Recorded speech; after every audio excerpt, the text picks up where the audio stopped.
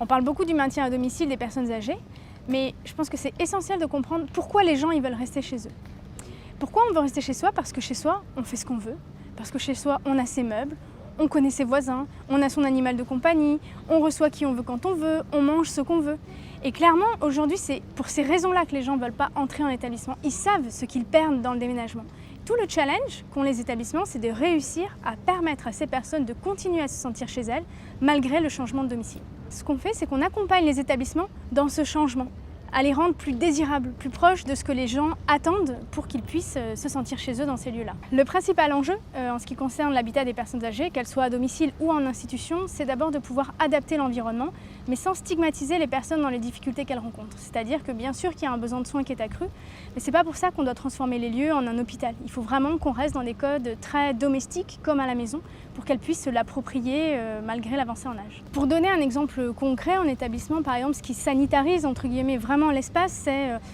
le sol qui a de la couleur, tous les chariots, tous ces marqueurs très sanitaires, la table adaptable ou le bandeau de lumière au-dessus du lit, voire même un lit médicalisé simple. Donc c'est vraiment en jouant sur toutes ces choses, les couleurs, les matières, la texture, le mobilier, qu'on peut créer des environnements beaucoup plus domestiques. Ce qu'on essaye de faire, pour donner un exemple concret, c'est d'avoir des sols plutôt de type parquet, d'avoir du mobilier qu'on pourrait avoir chez soi, d'avoir pas de l'éclairage tout encastré en faux plafond démontable, mais des vrais lustres, un plafond plutôt fixe, voilà, donc des choses que les gens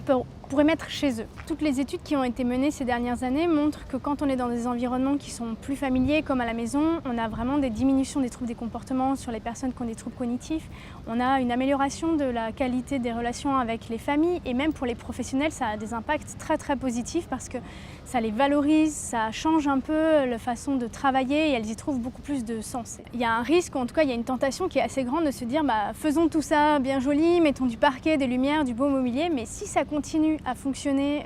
comme à l'hôpital, entre guillemets, avec un partage des tâches, une organisation qui est très sanitaire, avec des fiches de poste aussi qui sont très sanitaires, clairement,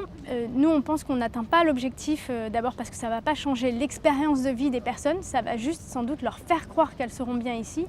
et d'avoir un peu un grand décalage entre les attentes du départ et ce qu'elles vont avoir à vivre à la fin. Donc l'enjeu, il est culturel. Il faut changer le paradigme d'accompagnement, les façons de travailler, et l'environnement, il vient seulement en support à ça. Ça ne se suffit pas à lui-même.